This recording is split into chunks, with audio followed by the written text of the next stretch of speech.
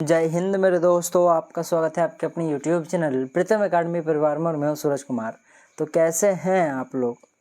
I hope कि आप लोग अच्छे होंगे, साथ ही साथ स्वस्थ होंगे। तो बेसिकली हमारा जो आज का यह वीडियो है, ये बच्चों के बार बार मांगे गए डिमांड पर है। और बेसिकली क्लास 9th के जो भी बच्चे हैं, जो 28 सितंबर में जो आपका हिंदी और जो आपका इंग्लिश का वीकली टेस्ट होगा ना, उसके लिए बच्चे हमें बार बार डिमांड कर रहे थे कि सर मुझे इंग्लिश का पेपर के लिए कुछ बता दीजिए क्वेश्चंस। ठीक है, तो बेसिकली हम लोग आज के इस वीडियो में जो आपका क्लास 9th का इंग्लिश का जो आपका वीकली टेस्ट होगा ना, उसमें आपका सिलेबस के हिसाब से एक स्टोरी है, the snake and the mirror. ठीक है, the snake and the mirror, इस चैप्टर से आपका आने वाला है क्वेश्चंस आपके सिलेबस के अकॉर्डिंग। तो हम लोग आज इसी चैप्टर से रिलेटेड कुछ सब्जेक्टिव और ऑब्जेक्टिव क्वेश्चंस करेंगे, जो आपके वीकली टेस्ट के लिए बहुत ही इंपॉर्टेंट रहेगा। साथ ही साथ आपका जो मिड टर्म का एग्जाम होगा ना, यानी अर्धवार्षिक परीक्षा जो होगा आपका, साथ ही साथ जो आपका फाइनल एग्जाम होगा, उसमें भी आपको इसी टाइप के प्रश्न देखने को मिलेंगे, तो कि बहुत ही इंपॉर्टेंट हो जाता है आपके लिए ये वीडियो। ठीक है, तो खैर चलिए स्टार्ट करते हैं। सबसे पहले हम लोग ऑब्जेक्टिव क्वेश्चंस को कवर करेंगे, फिर हम लोग सब्जेक्टिव क्वेश्चन को कवर करेंगे। ठीक है, देखिए सबसे पहला प्रश्न लिखा है कि who was right this story the snake and the mirror, यानी कि the snake and the mirror, ये जो स्टोरी किसने लिखा हुआ है। मैं बार बार अक्सर आपको बोलता हूँ कि राइटर कौन है, ये आप लोग को जरूर याद कर लेना, चाहे वो एक पोम हो, चाहे वो एक आपके पास कहानी हो। ठीक है, एक आपके पास स्टोरी हो, आपका उसका राइटर का नाम याद होना बहुत कंपलसरी है। इससे एक दो प्रश्न आपको मिलेगा ही मिलेगा। ठीक है, तो इसके जो राइटर है ना, वो जो 4 नंबर में आपके पास देख रहे हैं, आप लोग देख सकते हो,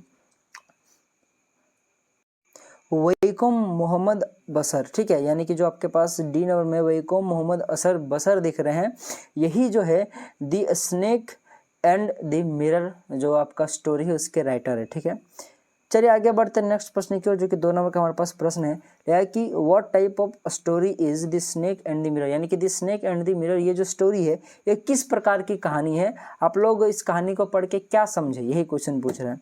तो बेसिकली ये एक ह्यूमरियस कहानी है, एक हास्य जैसा समझ लो। ठीक है ना, यानी कि जोक टाइप का कहानी यूँ समझ सकते हो। ठीक है, तो ह्यूमरस ये स्टोरी एक प्रकार का, इसीलिए नंबर का ऑप्शन करेक्ट हो जाएगा। चलिए आगे बढ़ते 3 नंबर के पास मिलेगा कि the snake and the mirror is a story of a dash doctor, यानी कि वो किस प्रकार के डॉक्टर की ये कहानी है, the snake and the mirror. तो बेसिकली ये ह्यूमोपैथ डॉक्टर की एक कहानी, यानी कि होम्योपैथी डॉक्टर, आई होप कि आप लोगों ने सुना होगा। ठीक है, जो कि होम्योपैथी दवाई चलाता है। ठीक है, तो बेसिकली वो होम्योपैथ डॉक्टर से रिलेटेड ये कहानी है। ठीक है, तो इसलिए सी नंबर का ऑप्शन आपका करेक्ट हो जाएगा। अगर मेरा एक्सप्लेनेशन आपको समझ में आ रहा है तो वीडियो को जरूर लाइक कीजिएगा। ठीक है, और अपने दोस्तों तक जरूर शेयर कीजिएगा। चलिए आगे बढ़ते हैं। लिखा है कि यहाँ पे how was the night when the doctor return to his room after his meal, यानी मील यहाँ पे बेसिकली ये मिलने वाला मील नहीं है। ठीक है, और ना ही आटा पिसाने वाला ये मील है। ठीक है, बेसिकली ये मील का मतलब होता है खाना, फूड, यानी कि डॉक्टर जब रात में अपना मील यानी कि अपना खाना खाकर जब वो वापस अपने रूम की ओर आ रहा था, तो उस टाइम पे रात कैसा था। तो बेसिकली वो रात बहुत ही हॉट रात था, बहुत ही गर्म रात थी। ठीक है, अब एक क्वेश्चन ये भी बनता है कि वो मील लेने के लिए कहाँ गया था, तो वो रेस्टोरेंट में गया था, याद रखिएगा बात। खैर चलिए आगे बढ़ते हैं नेक्स्ट प्रश्न की ओर। देखिए 5 नंबर के प्रश्न में लिखा है कि it was about dash o'clock, यानी कि आपके पास टाइम पूछ रहा है, when the doctor return to his room after his meal, यानी कि वो अपने फूड के बाद यानी खाना खाने के बाद वो कितने समय मतलब कितना बज रहा था जब वो घर लौट रहा था। तो बेसिकली उस टाइम पे 10 बज रहे थे। ठीक है, 10 ओ क्लॉक हो रहा था। तो सी नंबर का ऑप्शन आपका 5 का करेक्ट हो जाएगा।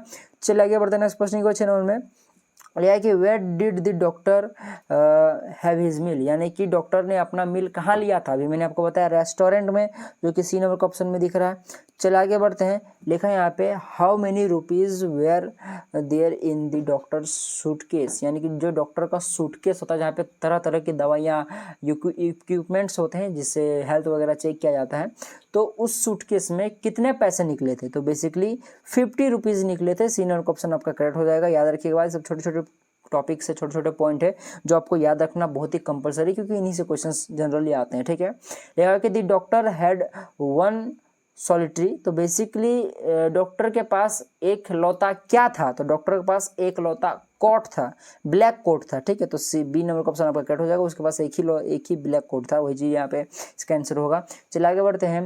Whose traffic was regularly to and from the beam in the doctor's room, यानी कि जो डॉक्टर के रूम में जो बीम था उस बीम से रेगुलरली यानी कि लगातार या फिर बोलो कि हमेशा क्या चीज गुजरता रहता था, तो बेसिकली रैट्स गुजरते रहते थे, चूहे गुजरते रहते थे। तो डी नंबर का ऑप्शन आपका करेक्ट हो जाएगा।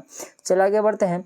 यह है कि where did the doctor go for a little air, यानी कि डॉक्टर एक खुली हवा के लिए फिर बोलो कि थोड़ा सा हवा लेने के लिए कहाँ गए थे, ठीक है। तो बेसिकली वो बरंडा में गए थे, तो बरंडा जो आपके पास सी नंबर का ऑप्शन हो जाएगा, ये करेक्ट हो जाएगा। चलिए आगे बढ़ते हैं। यह है कि what did the doctor open beneath the table, तो बेसिकली टेबल के पास बॉक्स था, तो डी नंबर का ऑप्शन के पास करेक्ट हो जाएगा। खैर आगे बढ़ते हैं। देखो 12 क्वेश्चन लिखा है कि which book did the doctor take out to read, यानी कि डॉक्टर ने कौन सी किताब पढ़ने के लिए निकाली थी, तो बेसिकली मेटेरिया मीडिया, ठीक है, मेडिका, ठीक है। तो बेसिकली मेटेरिया मेडिका एक बुक है जो कि इसी बुक को राइटर ने पढ़ने के लिए निकाली थी, ठीक है।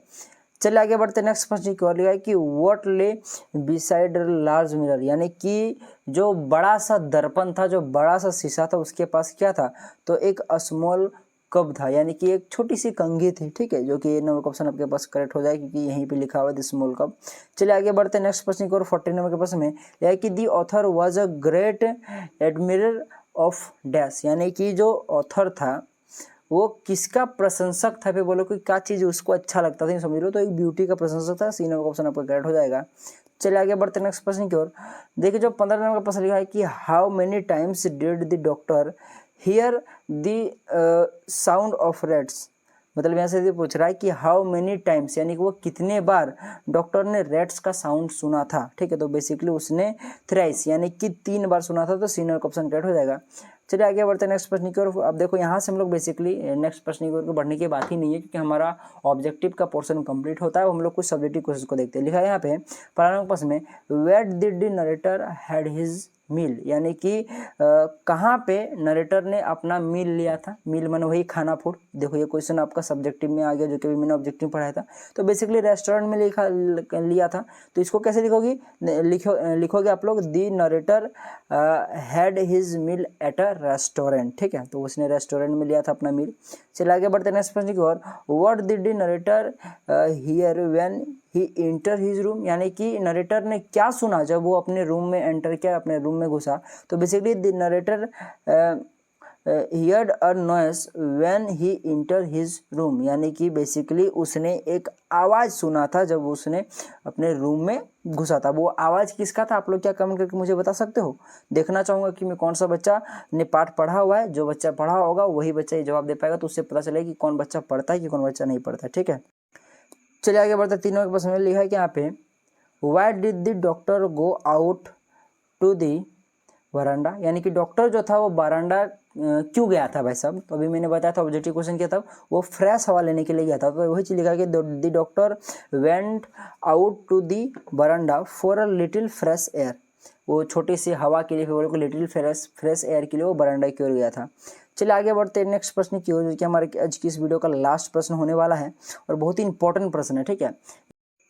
क्वेश्चन आपके पास what happened to the doctor when he was sitting in her chair, यानी कि डॉक्टर जैसे ही अपनी कुर्सी पर बैठता है तो उसके साथ क्या हैपेंड होता है, उसके साथ क्या होता है, ठीक है। तो वो सारी घटना आपको बतानी है। तो ठीक है, तो बेसिकली मैं आपको शॉर्ट में बता दूं इसके आंसर क्या होगा। सो देख लो, सुन लो, बहुत ही इंपॉर्टेंट क्वेश्चन है, मैं बार बार बोल रहा हूँ कि डॉक्टर जैसे अपनी कुर्सी पर बैठता है ना, तो उसे एक बहुत ही डल थर्ड आता है, यानी कि बहुत ही हल्का सा मंद सा उसको एक साउंड सुनाई पड़ता है। और वो साउंड कैसा होता है, जैसे कि कोई एक रबड़ ट्यूब यानी रबड़ का पाइप अगर जमीन पे गिर जाए तो कैसा आहट आता है, उस प्रकार का उसे एक आहट, उस प्रकार का एक आवाज़ सुनाई पड़ता है। तो उसी आवाज़ को देखने के लिए वो जैसे अराउंड होता है, यानी कि जैसे वो घूमता है तैसे वो हक्का बक्का रह जाता है। क्यों, क्योंकि देखता है कि वो चेयर का जो बैक साइड होता है वहाँ पे एक सांप रेंगते हुए उसके शोल्डर में चढ़ जाता है, उसके कंधा में चढ़ जाता है। अब जैसे कंधा में जाहिर सी बात है किसी का सांप चढ़ जाए तो वो आदमी का तो हक्का बक्का गुल होना ही है। तो राइटर का ऐसा हुआ कि वो इतना ज़्यादा डर गया, इतना ज़्यादा वो टेरर में आ गया कि वो मोशन लेस हो गया, यानी कि वो हिलने डुलने नहीं सकने लगा, ठीक है। तो ये बेसिकली सबके साथ होता है। तो वही चीज़ यहाँ पे इंग्लिश में लिखा है, देख लो आप लोग, ठीक है, पढ़ो। As the doctor was sitting in his chair, यानी कि जैसे डॉक्टर अपनी कुर्सी पर बैठता है, सडनली यानी कि अचानक there came a dull thought, यानी कि उसे हल्का सा आहट आता है, एज इफ जैसे कि अ rubber tube had fallen on the ground, जैसे कि एक रबड़ का पाइप, एक रबड़ का जो ट्यूब हो वो जमीन में गिरा हो, वैसे उसे एक साउंड आता है, ठीक है। He turn around to take a look, यानी कि उस आहट को देखने के लिए जैसे वो टर्न अराउंड होता है, यानी जैसे वो घूमता है, ठीक है। No sooner had he turn when a fat snake braked over the back of the chair and landed on his shoulder, यानी कि जैसे वो घूमता है तो वो सांप जो कुर्सी का बैक होता है उसमें रेंगता है, उसके शोल्डर में, किसी शोल्डर में, राइटर के शोल्डर में चढ़ जाता है। अब जैसे ही चढ़ जाता है, ही वॉज एक्सट्रीमली टेरिफाइड, यानी कि वो इतना ज़्यादा डर जाता है कि टू सी द स्नेक, यानी कि स्नेक को देखकर वो इतना ज़्यादा डर जाता है कि बिकम मोशनलेस, कि वह क्या हो जाता है, मोशनलेस हो जाता है, यानी कि वो हिल डुल नहीं पाता है, ठीक है। तो यही था सारा क्वेश्चंस का सारा, बहुत ही इंपॉर्टेंट प्रश्न था, ठीक है। तो अगर आपको इसके बाद अगर कोई भी डाउट लगा हो तो कमेंट बॉक्स आपके लिए 24 घंटा खुला है, क्योंकि आपको पता है कि प्रीतम एकेडमी ज़्यादा से ज़्यादा आपके कमेंट का जवाब देने की कोशिश करती है, ठीक है।